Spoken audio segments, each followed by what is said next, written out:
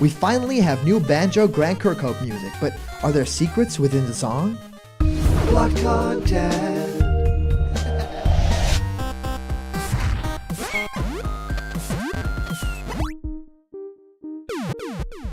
What's happening, my Block buddies, and welcome to a brand new episode of Blocked Content's Leak Speak. My name is Callum, and this is going to be your content for today. The best thing in the entire world has happened. Banjo and Kazooie are raring to go. Of course, the reveal trailer, everybody went insane. E3 has been incredible. For a lot of parts, E3 is, a little bit on the short side. We got a lot of great trailers, but we didn't get a lot of good gameplay for a lot of the people there. But even the Nintendo E3 presentation, I thought there were really great games there. I thought there were a lot of games there, but there weren't that many WoW games, right? I mean, there were a lot of things that we expected that would happen or that we could get information on that we actually didn't. So a lot of things were a little bit disappointing. I definitely thought we're going to get a new style for Super Mario Maker 2. That didn't happen, even though it's very clear in that thing that we're going to get one. Just the multiple thing, I don't know. But anyway, we're talking about Banjo-Kazooie today because there's been talk with a certain composer, and that composer is Grant Kirkhope. And this guy is just so happy for the Bear and the Bird to be back on the Nintendo platform, and more notably to be in Super Smash Bros. It's the greatest thing ever, and he actually had a chat with a few parties about this, and there's a lot of information that we can leak from this. And also, Banjo-Kazooie, there might be a new game coming, if some sort of internet thing is to be believed. Anyway, for those of you who like giveaways, we are giving away a Piranha Plant plushie, and please give it enough rest, because if you wake it in its sleep, it'll bite you. Remember to like this video, subscribe to Block Content, and comment down below to enter for the Piranha Plant Boy giveaway at 50k. Alright guys, let's get into this. Now, the article that we're going to be looking at today actually comes from videogameschronicle.com, and also some other stuff that I weave in there, because there's been YouTube interviews, there's been a couple of cool things out there, and there's this listed Banjo and Kazooie game listed for about $60 that no one really is talking about, so I want to dive into that one too. Now, the headline says Banjo-Kazooie's creators discuss Smash Bros. Inclusion. The composer reveals Mario Rabbids creator helped secure DLC role. Now, Banjo-Kazooie composer Grant Kirkhope has explained how he secured a role creating music for the characters just announced inclusion in Super Smash Bros. Ultimate. Now, the big deal here to me is that Grant Kirkhope is, of course, super amazing, done a lot of great work throughout the years, has gotten a great surge of energy because of that Mario plus Rabbids thing. He was also on stage doing the music for that, Donkey Kong DLC pack, so he definitely deserves all the praise and all the love because the classic Banjo themes, they're so good. Now, he says the creator of the Banjo and Kazooie characters, Steve Mayles, also welcomed the news in an interview with VGC. During Nintendo's E3 Direct on Tuesday, the company revealed Banjo and Kazooie as the game's third DLC fighter, after negotiating with their inclusion with IP owner Microsoft. And of course, this is a really big deal. Microsoft lending this character or having some sort of partnership with it, and even allowing them to change the design of the character that they were, of course, still rolling with a nuts and bolts design. There were E3 tech demos where Banjo was in a plane and it was still that same design, and now they changed it around to look a lot more like the classic Banjo that we love, that we know. Veteran former Rare composer Kirkhope has created a brand new music track for Super Smash Bros. Ultimate, with Nintendo's composers handling further Banjo remixes. So listen to this. With Nintendo's composers handling further Banjo remixes. So there won't just be the one song and then ported songs, there will be other Banjo remixes. And I can't wait to hear Treasure Trove Cove or something like that. Something incredible from the past of Banjo-Kazooie. I mean, I love the Jinjo Village. I think that really deserves a great remix. Now, he is one of the first Western composers to create music for Smash Bros., as well as Super Mario, with Mario plus Rabbids Kingdom Battle. And there's a very, very specific track that got Sakurai's attention with Mario plus Rabbids Kingdom Battle. Kirkhope revealed that Mario Rabbids creative director David Soliani actually played a part in securing his role in the Banjo-Kazooie DLC. And as you guys know, David Soliani was actually the guy that kind of spearheaded this Mario plus Rabbids thing. He talked about it during E3. He got very teary-eyed when Miyamoto was thanking him for the the opportunity and stuff like that. This guy just breathes Nintendo and is a very great game director. Now, I received a message from, this is what Grant Kirkhope says. In about January this year, I received a message from David Soliani, the creative director on Mario Rabbids. Now, think about this. In January of this year, they received this, who said Nintendo were asking for my contact information. Kirkhope explained, he said, can I pass it on to them? And I was like, too effing right you can. So yeah, he was definitely in there and saying, yeah, you can pass my information along. I'll email all day with you guys.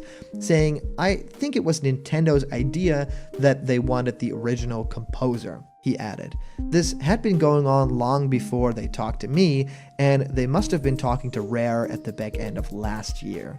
Yeah, so to the end of 2018, along the time where we got a certain leak that we talked about, then probably Banjo was already cast. Banjo was already chosen to be in the DLC for the game. So that's incredible. I really actually believe that to be true. I think that it's going to be really incredible to have more music remixes from Nintendo, but having Grant Kirkhope in there is just insanity. So a couple of days went by, and I eventually got an email from Nintendo saying that they had a piece of music they'd like my assistance on. So yeah, he passed his information, and then they got in contact with him. They'd like my assistance on, and that they really loved what I did with the Princess Peach theme in Mario Rabbids. That was it. And if you guys don't know, that's the Princess Peach castle theme, you know, the dun dun dun doo doo doo dim boom boom boom boom boom. And that was, of course, super incredible because it had all these like violins and, you know, orchestral composition that I think Grant Kirkhope did a great job with that entire thing. I love that there were like throwbacks to even Donkey Kong 64 in there, but that theme is just undefeated. I think that was even in an E3 demo, maybe 2 years ago, and that was just incredibly awesome. So yeah, props on them because they really loved that rendition, and that's the reason why they really wanted to stay in touch with him. And if you listen to the composition of this Spiral Mountain theme, it makes sense. You know, that's the main like style of it. It's like this orchestral, but a little bit more upbeat, a little bit more substance to it. So he says, so my brain was going mad trying to work out what it could be. I did quickly wonder if it could be Banjo in Smash Brothers, but then I thought it couldn't be more than that because they always use their own Japanese composers to remix the tunes for that game. They never get the actual composers. Even David Wise didn't get to do his Donkey Kong stuff for K. Rool, which I didn't understand. Now he's of course saying that, yeah, he thought he had no chance because even people who did the original music never got contacted, and David Wise was, you know, saying, hey, K. Rool is in Smash. I didn't even know about this until the trailer dropped, right? But yeah, of course, Grant Kirkhope is a little bit of a different story, being almost synonymous with Banjo-Kazooie at this point. And he says, so I thought it couldn't be that. I wondered whether it might be Rabbid Peach as a playable character in Smash or something like that. So yeah, he was really wondering maybe they're going to ask me to do Princess Peach's Castle, maybe that kind of a theme, and that's why they contacted me, like literally for that reason. And then yeah, Kirkhope said it took more than a month of waiting before he learned the news that Banjo and Kazooie had been included in Smash Brothers, and he's set to work on creating a tune for their Nintendo revival. This is pretty big, so we're talking maybe, you know, February, March now, which is a big deal. You know, that's cutting it very, very close with what we know now, because of course the timeline started in January that we're talking about here. Now, he says, I started thinking what the most recognizable Banjo-Kazooie tune would be.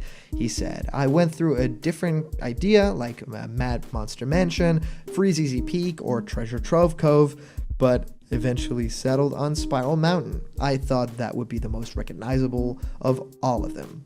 I didn't actually know the Banjo stage in the game was Spiral Mountain, so it was pretty handy when I found out I'd accidentally matched the tune with the stage. Maybe they should have told me that from the start. In all, it took a good 12 iterations to get to the final Banjo-Kazooie Smash Brothers music, which Kirkhope said is unusual for him. When I have to redo any of my own stuff, like in ukulele, which was very much banjo style, I don't want to do it almost. I'm not great at going back to old stuff. I usually end up making it worse, but once I started it, it was great fun. But I had to get it right for the fans. Nintendo Japan also asked me to weave in some references to other banjo levels, so I put in bits of melody from the other tunes. It's up to the fans to spot them, and of course, a fan I am, and I spotted them. So when you play the track, it's on about 37 seconds that you can hear the Treasure's Trove Cove theme. Yeah, it's super amazing. That whole stage is just something unforgettable from Banjo-Kazooie. Now, 40 seconds is Frizizi Peak. Then we have 44 seconds is Gruntilda's Lair. Then we have 49 seconds, which is either Mayhem Temple or Gobi's Valley. They're a little bit similar, so I want to leave it up to my viewers to kind of decide that. And then 53 seconds is Rusty Bucket Bay. So all these great banjo tunes that are woven into that awesome piece of, orchestral music. Now, there's a whole lot more information about kind of the decision of Banjo-Kazooie here. Steve Miles, the character designer responsible for Banjo-Kazooie, told VGC Tuesday that he was pleased for the fans who've waited many years for a new Banjo-Kazooie appearance. Chris Sutherland, who was lead programmer on the Banjo-Kazooie games, shared a similar sentiment. It's wonderful to see Banjo-Kazooie return after 11 years in gaming wilderness, and back to their spiritual home on a Nintendo console no less, said Miles. I'm really pleased for all the passionate Banjo fans who never lost faith that their heroes would one day come back. The duo are a great fit for Smash Ultimate. I can't wait to make them rat-a-tat-rap Sonic in the face. Take that, Hedgehog boy. Mills joked that now he has 2 characters in Smash Bros. Ultimate. He also created Donkey Kong's K. Rool. Dixie Kong is next, he said. Wait, is that actually happening? So Sutherland added, it was a surprise to me, but I know many people have been asking for this. It is great to see the Baron Bird back in action. But despite the positive reaction to Banjo-Kazooie's inclusion in Smash, many fans will be disappointed to go another year without a full game reveal at E3. Kirkhope told VGC that he didn't think a new Banjo-Kazooie game would happen anytime soon. I don't think Rare has the appetite for it, he said. I don't think they believe it would sell, and even in my mind, I'm not sure. It's easy to get wrapped up in my Twitter feed, but that's just a tiny audience in comparison. If they did want to make a new one, they'd never get the original team back together, so it'd all depend on who they asked for it. They'd have to find the right people to do it. Ubisoft Milan were perfect for Mario, for example, and the Killer Instinct guys did a good job. Regardless of any plans Microsoft might have for Banjo, the composer said he feels the pair are at home with Nintendo. I think it is significant that Banjo is back on a Nintendo system. They were born on Nintendo consoles. I feel that their home is with Nintendo, but that's just my personal opinion, and I think the fans definitely agree. So he basically says, that's just my opinion, and by the way, everybody else's. Now, I am super hyped about this new music. The track sounds insane. I can't wait for also other remixes from other people to kind of see what they do with that style, the really waltzy kind of, bubbly style that Banjo-Kazooie has with the horns and stuff like that. I can't wait to see other people get their hands on this. And of course, we did talk about some sort of weird, listing for a Banjo-Kazooie game, and this actually happened on some sort of a German website that sells games, and that has this listed as Banjo-Kazooie, untitled or, working title from Nintendo, saying Nintendo Switch for about 70 euros, about $60. You can actually pre-order this thing. There's no picture attached to it, but this appears. And they say it's about, December 31st, 2019. So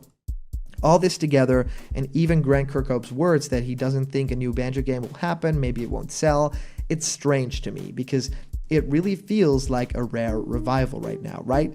Anyway, thank you guys so much for watching. It's been incredible to talk with you guys about Super Smash Bros. And a little bit about Banjo, and I wanted to say a little shout out to our previous comment question that comes from Ready Player Smash, saying, "That's embarrassing, dude. Don't talk about peeing your pants. That's weird and disgusting. You're a grown man and you still do that? Crying because of a character is one thing, but peeing your pants in your God knows what age. Now you just crossed the line." I wasn't talking about peeing. my pants. Ready Player Smash. Anyways, thank you guys so much for joining. We were Blocked Content. I hope to see you guys around the corner because there's always more Blocked content. See ya.